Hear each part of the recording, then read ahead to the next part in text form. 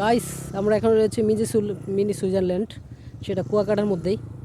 এবং আমরা এখন রয়েছে কুয়াকাটার ভিতরেই। এই যেমন পিছনে দেখতেছেন চারিদিকে ঝাউবনের একটা আবরণ, এবং চারিদিকে ঝাউবন, এবং আমার পিছনে দেখতেছেন বিস্তীর্ণ এলাকা, একদম মিনি সুইজারল্যান্ডের মতো। মিনি সুইজারল্যান্ড যেটাকে বলা হয়, দেখতেছেন আমার পিছনে ওই যে দেখেন, ওই যে মিনি সুইজারল্যান্ডের মতো একদম পিছনে গাছগুলো রয়েছে।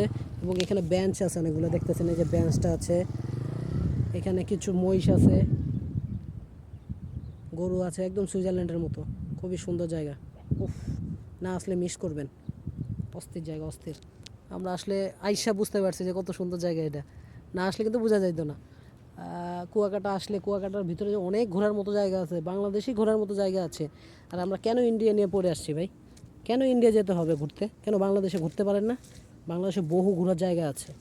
শুধু ইন্ডিয়া আর ভারতে কেন যাবেন? ভারত আমাদের কি দিছে? তাই ভারতে যাওয়ার জন্য সবাই ব্যস্ত, ভারতের ট্যুরিস্ট বিষয় করার জন্য সবাই ব্যস্ত হয়ে গেছেন। ভারতের ট্যুরিস্ট বিষয় করেন, ভালো কথা, চিকিৎসার জন্য করেন, সব ভালো কথা, কিন্তু বাংলাদেশটাকে ঘুরে দেখা দরকার আছে। বাংলাদেশটাকে তুচ্ছ তাচ্ছিল্য করে, বাংলাদেশকে একদম হেয় প্রতিপন্ন করে আপনি ভারতে ঘুরতে যাবেন, ভারতের অর্থনীতি চাঙ্গা করবেন। আর ওই অর্থনীতির টাকা দিয়ে বন্দুক কিনে বাংলাদেশের বুকেই চালাবে। মনে রাখবেন এগুলো। তাই বাংলাদেশকে ঘুরুন, বাংলাদেশকে চিনুন। বাংলাদেশেও বহুত সুন্দর সুন্দর জায়গা আছে, এবং বাংলাদেশকে অর্থনীতির হাতকে সমৃদ্ধ করুন, বড় করুন। সবাইকে এই আশা ব্যক্ত করি আজকের মতো এখানেই। এবং আরও অনেক জায়গা কিন্তু আছে কুয়াকাটার মতো, ভিতরে সাইট সিং অনেক সুন্দর জায়গা আছে, সেখানে ঘুরতে যেতে পারেন।